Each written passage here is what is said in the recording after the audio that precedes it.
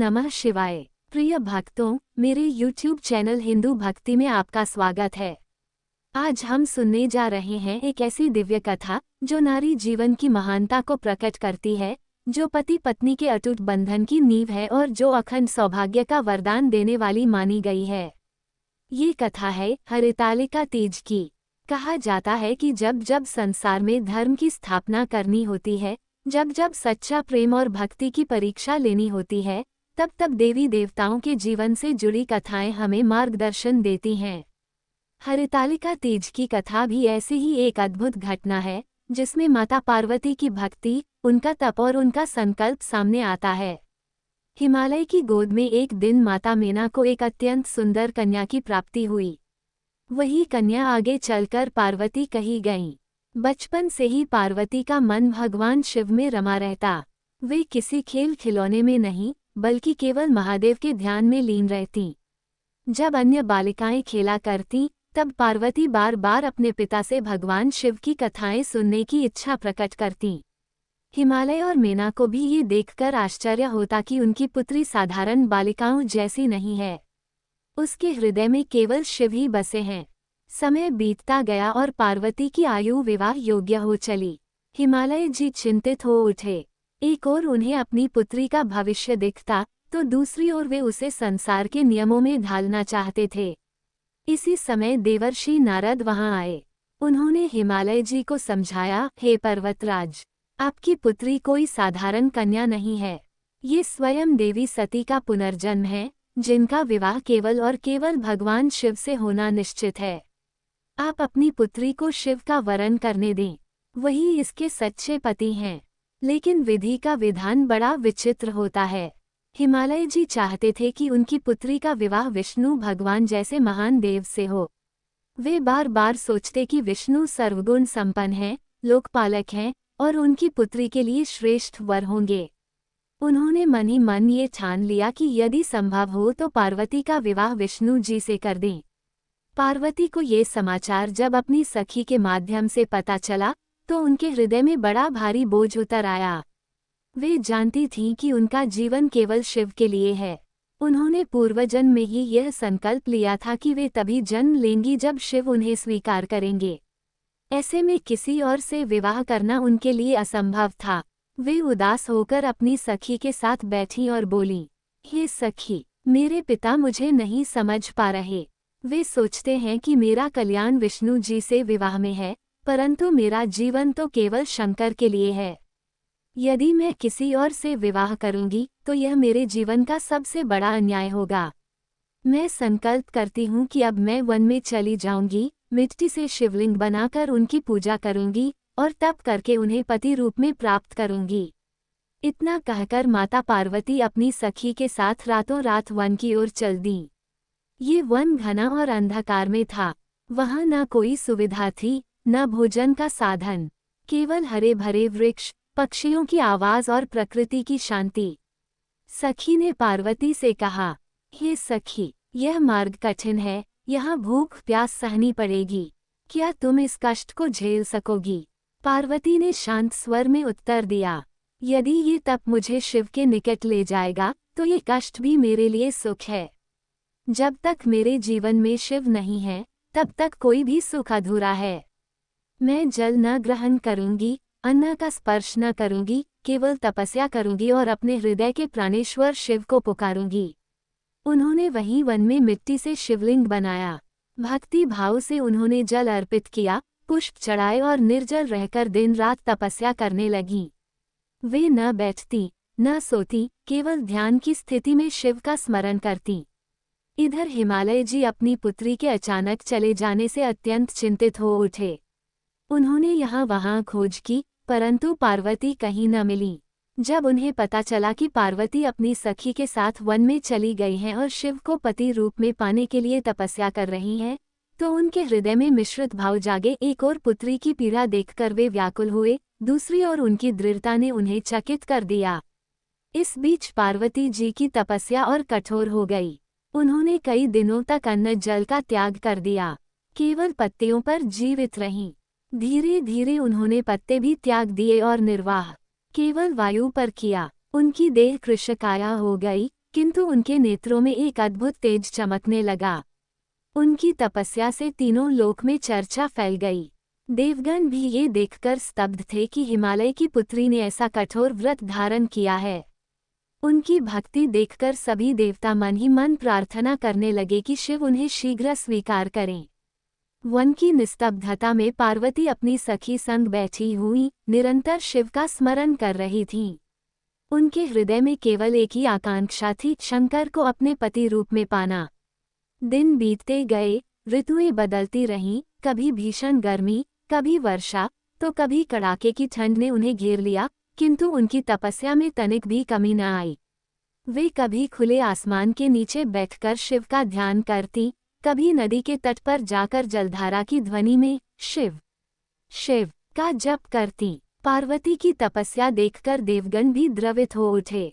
नारद मुनि स्वयं वहां आए और पार्वती से बोले, हे गिरिजा, तुम्हारी भक्ति अतुलनीय है, तुम्हारा संकल्प अटल है, निश्चय ही शिवजी तुम्हें स्वीकार करेंगे। किंतु धैर्य रखो, समय आने पर महादेव प्रकट होंगे। पार्वती ने हाथ जोड़कर कहा, हे देवर्षि, मेरा जीवन केवल शिव के लिए है। मैं उसी दिन पूर्ण हो जाऊंगी जब वे मुझे अपनी अर्धांगिनी बनाएंगे। जब तक वे स्वयं प्रकट होकर मुझे स्वीकार न करें, तब तक मैं ये तप जारी रखूंगी। उनकी अटूट निष्ठा देखकर देवर्षि नारद ने उनके मनोबल को और भी दृढ़ किया और आशीर्वाद देकर चले गए। उधर देवताओं ने जब देखा कि पार्वती जी की तपस्या से तीनों लोक हिलने लगे हैं, तो वे स्वयं कैलाश जाकर भगवान शिव से प्रार्थना करने लगे। वे बोले, हे भोलेनाथ, हिमालय की कन्या पार्वती कठोर तप कर रही हैं। वे केवल आपको पति रूप में चाहती हैं। उनका शरीर कृशकाया हो गया है, किंतु उनका मन अदम्य भक्ति से उत्प्रोत है। कृपा करके उनकी प्रार्थना स्वीकार करें और उनके तप का प्रतिफल दें। भगवान शिव समाधि में लीन थे। जब देवताओं ने उनसे विनती की, तब उन्होंने ध्यान खोला और करुणामय स्वर में कहा, मैं सब जानता हूँ। पार्वती कोई साधारण स्त्री नहीं, बल्कि मेरी सती ही हैं, जिन्होंने पुनर्जन्म लेकर मुझे पाने का संकल्प लिया है। मैं शीघ्र ही उनकी तपस्या का उत्तर दूंगा। ये कहते हुए भगवान शिव ने एक परीक्षा लेने का विचार किया। वे साधारण ब्राह्मण का रूप धरकर वन में पहुंचे, जहां पार्वती तप कर रही थीं। उन्होंने वहां जाकर मधुर स्वर में कहा, हे सुंदरी, तुम कौन हो, किसका ध्यान कर रही हो, इस वन में अकेले किस उद्देश्य से बैठी हो।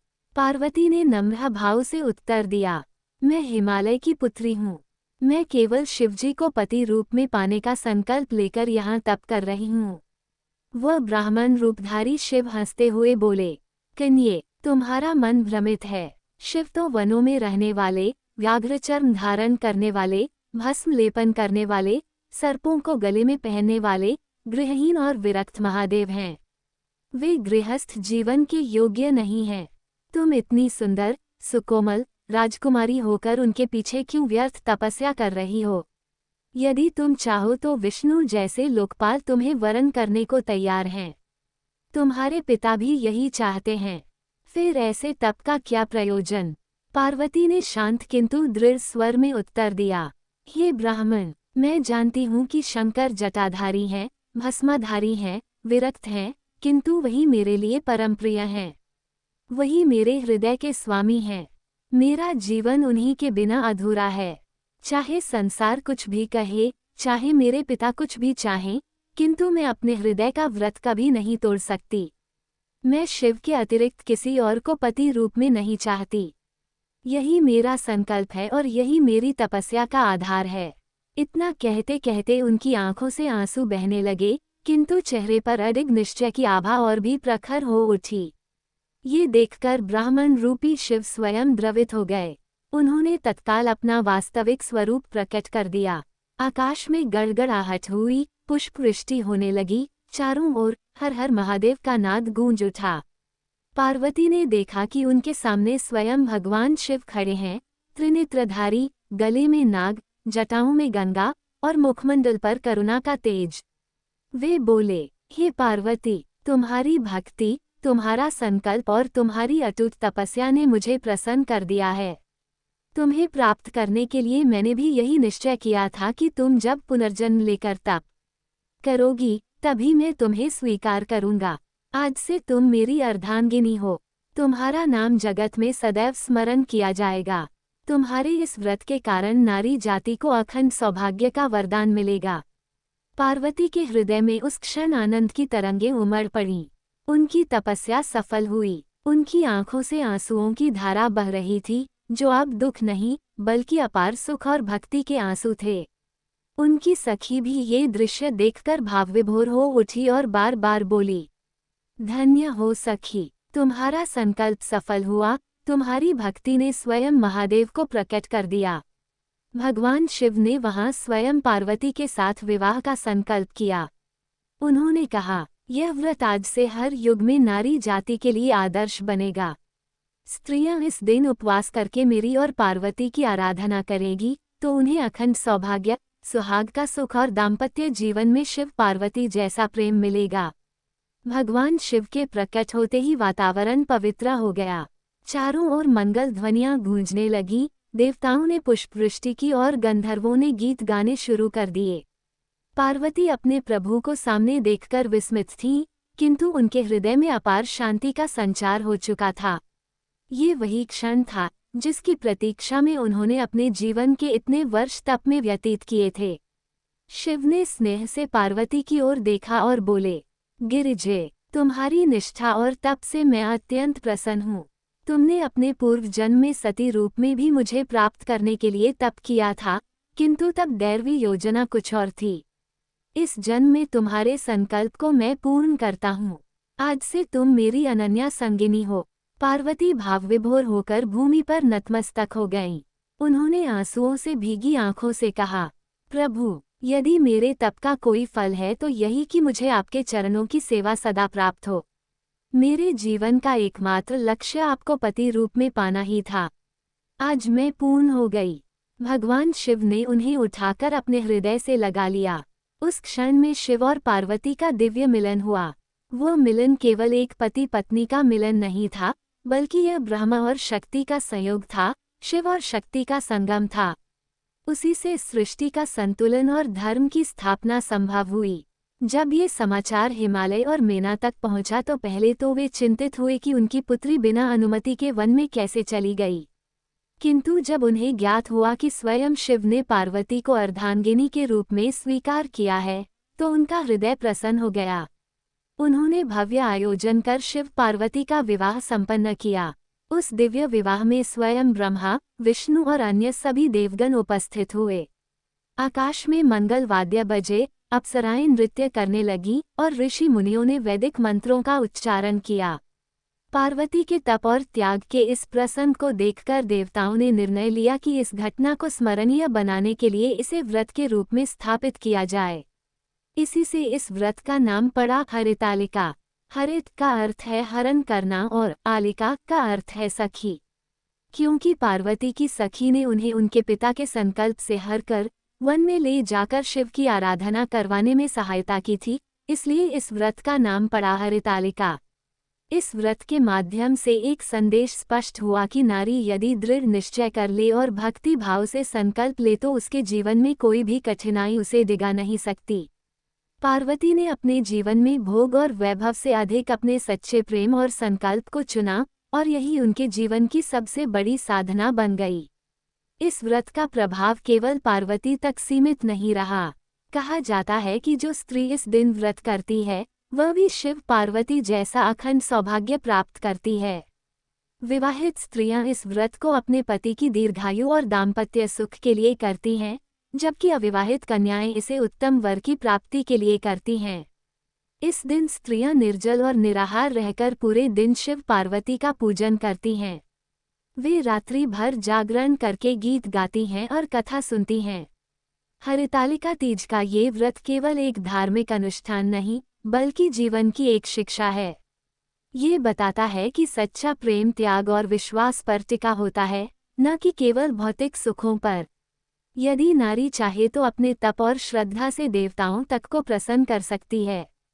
कथा का ये भाग जब भी सुनाया जाता है, श्रोता स्वयं को उस युग में अनुभव करने लगते हैं। ऐसा प्रतीत होता है मानो हम स्वयं उस वन में खड़े हैं जहां पार्वती मिट्टी का शिवलिंग बनाकर तप कर रही हैं।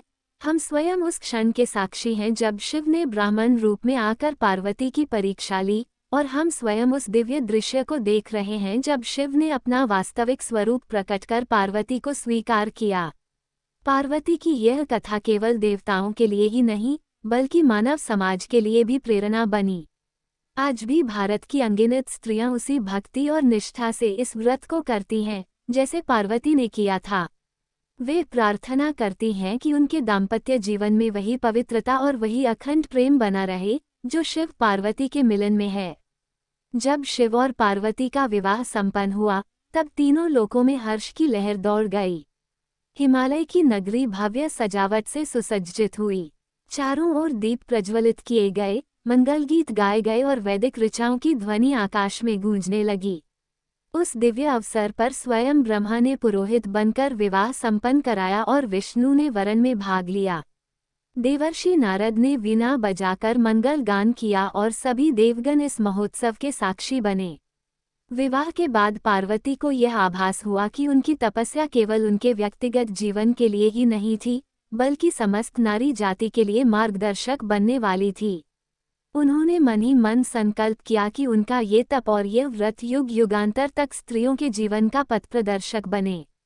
यही कारण है कि हरितालिका तीज केवल एक पर्व नहीं, बल्कि स्त्रियों की आत्मा का उत्सव बन गया। कहा जाता है कि विवाह के उपरांत पार्वती ने शिव से निवेदन किया, प्रभु, जिस प्रकार मैंने आपको पाने के लिए तप किया और इस व्रत का पालन किया, उसी प्रकार यदि कोई स्त्री श्रद्धा और निष्ठा से यह व्रत करे तो उसे भी अखंड सौभाग्य की प्राप्ति हो, उसका दाम्पत्य जीवन सुखमय और समृद्ध हो। भगवान शिव मुस्कराए और बोले, गिरिजे, तुम्हारी इच्छा अवश्य पूर्ण होगी। तुम्हारे इस तप से यह व्रत पवित्र और सिद्ध हो गया है। आज से जो स्त्री इस व्रत का पालन करेगी, उसे सौभाग्य और दाम्पत्य सुख प्राप्त होगा। अविवाहित कन्या यदि इसे करेगी तो उसे उत्तम वर मिलेगा, और विधवा स्त्री यदि श्रद्धा से इसका स्मरण करेगी तो उसके जीवन में संतोष और शांति का संचार होगा। इस प्रकार हरितालिका तीज का व्रत परम पवित्र और मंगलकारी माना गया। यह व्रत केवल स्त्री पुरुष के संबंध को मजबूत करने वाला ही नहीं, बल्कि आत्मा और परमात्मा के मिलन का भी प्रतीक है। पार्वती ने दिखा दिया कि सच्ची भक्ति और दृढ़ निश्चय से असंभव भी संभव हो जाता है। समय बीतता गया, युग बदलते गए, किंतु इस व्रत की महिमा आज भी उतनी ही अटूट है जितनी पार्वती के समय थी। जब जब स्त्रियां इस व्रत को करती हैं, वे अपने हृदय में वही भाव जगाती हैं जो पार्वती ने जगाए थे। वे अपने पति के कल्याण के लिए, अपने परिवार के सुख के लिए और अपने जीवन में शिव पार्वती जैसा प्रेम पाने के लिए यह व्रत करती हैं। इस व्रत की एक विशेषता ये भी है कि इसमें केवल बाहरी पूजा ही नहीं, बल्कि अंतरात्मा की शुद्धि भी आवश्यक है। स्त्रियां अपने मन को निर्मल रखकर सत्य, संयम और श्रद्धा के साथ इस व्रत का पालन करती हैं। इस व्रत में केवल अन्न और जल का त्याग ही नहीं, बल्कि नकारात्मक विचारों का त्याग और सकारात्मक भावनाओं का स्वागत भी शामिल है। जब स्त्रियां हरितालिका तीज की रात्रि में जागरण करती हैं, तो वे पार्वती की कथा सुनती हैं और गान करती हैं। उस वातावरण में ऐसा लगता है जैसे स्वयं हिमालय की पुत्री अपनी सखी के साथ वन में बैठी हों और शिवलिंग का पूजन कर रही हों। वह दृश्य जीवित हो उठता है और प्रत्येक स्त्री स्वयं को उसी कथा का अंग समझने लगती है। कहा जाता है कि जिस दिन पार्वती ने यह व्रत किया था, उस दिन देवताओं ने भी उनकी तपस्या की गाथा सुनी और भावविभोर हुए। देवताओं ने एक स्वर में कहा, नमः पार्वत्यै, नमः तपस्यै, नमः श्रद्धायै। उनकी यह स्तुति आज भी इस व्रत में गाई जाती है। ये केवल स्तुति नहीं, बल्कि नारी शक्ति का सम्मान है। इस व्रत की महिमा केवल भारत में ही नहीं, बल्कि जहाँ जहाँ हिंदू स्त्रियां रहती हैं, वहाँ तक फैली है। चाहे वह कोई गांव की कच्ची चौपाल हो या किसी नगर का भव्य मंदिर, हर जगह ये व्रत समान श्रद्धा और भक्ति के साथ किया जाता है। जब स्त्रियां इस व्रत में अलंकार धारण करती हैं, 16 श्रृंगार करती हैं और अपने पति के नाम का ध्यान कर उपवास करती हैं, तो ये केवल बाहरी श्रृंगार नहीं होता, बल्कि यह उनके आंतरिक भावों की अभिव्यक्ति होती है। वे ये दिखाती हैं कि उनका जीवन केवल गृहस्थी तक सीमित नहीं, बल्कि उसमें तप, त्याग और श्रद्धा का भी स्थान है। यह व्रत सुनने और करने वाला प्रत्येक व्यक्ति एक अद्भुत अनुभव करता है। कथा सुनते सुनते मन आत्मिक आनंद से भर जाता है और यह अनुभव होता है कि जैसे हम स्वयं उस युग के साक्षी हों जब पार्वती ने अपने संकल्प से शिव को प्रसन्न किया था। हरितालिका तीज की महिमा का विस्तार जब तीनों लोकों में हुआ तो ये केवल एक पर्व न रहकर श्रद्धा और भक्ति का अद्भुत प्रतीक बन गया। पार्वती जी के तप की गाथा बार बार सुनाई जाने लगी। ऋषि मुनि अपने शिष्यों को ये कथा सुनाते और कहते, देखो, ये है स्त्री की शक्ति, ये है भक्ति की अधिकता। यदि हृदय में दृढ़ विश्वास और सच्ची श्रद्धा हो तो भगवान स्वयं अपने भक्त की रक्षा के लिए प्रकट होते हैं। समय बीतने के साथ यह व्रत पीढ़ी दर पीढ़ी स्त्रियों में चलता रहा। प्रत्येक युग में स्त्रियां इस व्रत को करती और शिव पार्वती के दिव्य प्रेम को स्मरण करती। यह व्रत केवल स्त्रियों को अपने पति के प्रति समर्पण का भाव नहीं सिखाता, बल्कि उन्हें ये भी याद दिलाता है कि वे स्वयं भी शक्ति का रूप हैं। वे भी तप, त्याग और भक्ति से देवताओं तक को प्रभावित कर सकती हैं। हरितालिका तीज की रात को जब स्त्रियां कथा सुनने बैठती हैं तो वातावरण अत्यंत पवित्र हो जाता है। दीपक की लौ टिमटिमाती है, अगरबत्ती की सुगंध चारों ओर फैलती है और गीत गूंजते हैं। हर हर महादेव, गौरी शंकर की जय। कथा सुनते समय ऐसा अनुभव होता है मानो हम हिमालय की पवित्र गुफाओं में हों। सामने माता पार्वती मिट्टी का शिवलिंग बना रही हों, उनकी सखी पुष्प चुनकर ला रही हो और पार्वती निर्जल उपवास में भी दृढ़ संकल्प के साथ शिव का ध्यान कर रही हों। श्रोताओं के हृदय में ये दृश्य जीवित हो उठता है और वे स्वयं को उस कथा का एक अंग मानने लगते हैं। जब कथा का वह प्रसंग आता है कि शिव ने ब्राह्मण रूप में आकर पार्वती की परीक्षा ली तो सभी स्त्रियां भावुक हो उठती हैं। उन्हें लगता है जैसे स्वयं उनके विश्वास की परीक्षा ली जा रही हो। और जब अंत में शिव अपना वास्तविक रूप प्रकट करके पार्वती को स्वीकारते हैं तो श्रोता भी आनंदाश्रु बहाने लगते हैं। इस व्रत की एक अद्भुत बात यह है कि इसमें केवल स्त्री का तप ही नहीं, बल्कि सखी का सहयोग भी महत्वपूर्ण है। यदि पार्वती की सखी उन्हें वन में न ले जाती, उनका मनोबल न बढ़ाती, तो ये तप संभव न हो पाता। इसलिए हरितालिका तीज हमें ये भी सिखाती है कि मित्रता का संबंध कितना पवित्र और अनमोल होता है। यही कारण है कि इस व्रत में सखियों का विशेष महत्व होता है। स्त्रियां मिलकर गीत गाती हैं, नृत्य करती हैं और सामूहिक रूप से कथा सुनती हैं। ये केवल धार्मिक अनुष्ठान ही नहीं, बल्कि स्त्रियों का एक उत्सव बन जाता है। ये दिन उन्हें एकता, प्रेम और सहयोग का संदेश देता है। हरितालिका तीज का व्रत केवल परिवार की सुख समृद्धि के लिए ही नहीं, बल्कि आत्मा की शुद्धि के लिए भी किया जाता है। स्त्रियां इस दिन अहंकार, क्रोध, लोभ और ईर्ष्या का त्याग कर अपने मन को निर्मल बनाती हैं। वे प्रार्थना करती हैं कि जैसे पार्वती का प्रेम शिव को मिला, वैसे ही उनका प्रेम भी सदा अटूट रहे। कथा का उपसंहार सुनते समय ये भाव जागता है कि जीवन में चाहे कितनी भी कठिनाइयां क्यों न आएं, यदि मन दृढ़ और निष्ठा अडिग है तो लक्ष्य अवश्य प्राप्त होता है। पार्वती का उदाहरण हमें सिखाता है कि भक्ति और विश्वास से कोई भी बाधा असंभव नहीं है। आज भी जब स्त्रियां इस व्रत को करती हैं और कथा का स्मरण करती हैं, तो वे अपने हृदय में वही संकल्प दोहराती हैं। हमारा जीवन पार्वती जैसा पवित्र हो, हमारा प्रेम शिव पार्वती जैसा अटूट हो और हमारा परिवार सदा मंगलमय हो। हरितालिका तीज की कथा समाप्त होते ही श्रोता अपने हृदय में एक दिव्य शांति अनुभव करते हैं। ऐसा लगता है मानो स्वयं शिव पार्वती आशीर्वाद देने आए हों। कथा के अंत में सभी स्त्रियां हाथ जोड़कर प्रार्थना करती हैं, हे गौरी, हे शंकर, हमारे जीवन को सुख, शांति और सौभाग्य से भर दो। हमें शक्ति दो कि हम अपने संकल्पों पर अडिग रहें और धर्म मार्ग पर सदैव अग्रसर हों। इस प्रकार यह कथा केवल एक व्रत की नहीं, बल्कि जीवन के उस सत्य की गाथा है जिसमें भक्ति, प्रेम, तप और विश्वास की शक्ति निहित है। जो भी इस कथा को श्रद्धा से सुनता है, उसके जीवन में सुख समृद्धि का संचार होता है। कथा सुनने मात्र से ही शिव पार्वती का आशीर्वाद प्राप्त होता है। यह उम्मीद करते हैं कि हमारे द्वारा दी गई जानकारी आपको उपयोगी और पसंद आई होगी। यदि आपको ये जानकारी अच्छी लगी हो तो कृपया हमारे चैनल को सब्सक्राइब, लाइक और शेयर जरूर करें। व्रत कथा और धार्मिक जानकारी के लिए हमारे YouTube चैनल हिंदू भक्ति के साथ जुड़े रहें। हम हमेशा नई और रोचक जानकारी लाते रहेंगे।